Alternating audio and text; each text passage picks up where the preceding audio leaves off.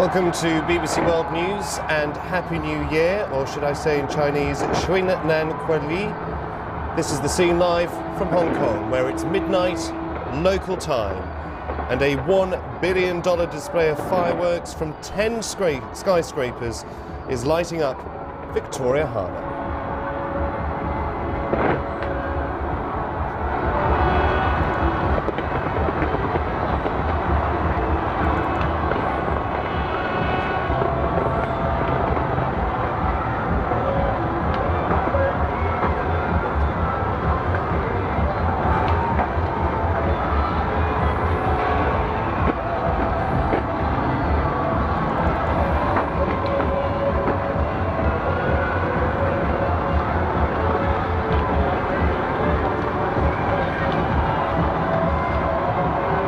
So another fantastic firework display, as much of the Pacific has now seen in the year 2012. Of course, for some countries, such as the Philippines, New Zealand and Japan, a lot of people looking back on a horrendous 2011 and hoping for a better 2012. New Zealand and Japan affected by serious natural disasters, with the earthquake in New Zealand and the tsunami and earthquake in Japan. For countries such as China and of course Europe and America, it'll be looking ahead to another turbulent year with the economy.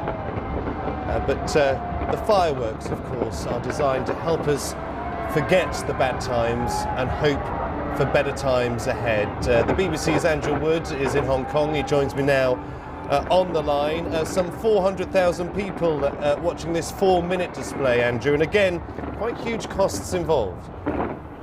Well, yes, $1 million US, 4 minutes, that works out at about $4,000 a second.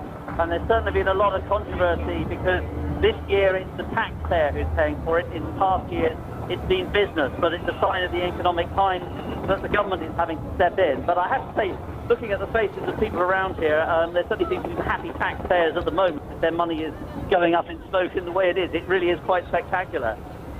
And Andrew, over the last few hours on BBC World News, we've been seeing the New Year in across the Pacific, all presenting spectacular firework displays at huge cost. But we have to remember, as well as a celebration, this is a chance for countries to show themselves off, attract important tourism, and to say we're still in business despite tough economic times. And of course, China is a country that's emerging as a key player in the economy.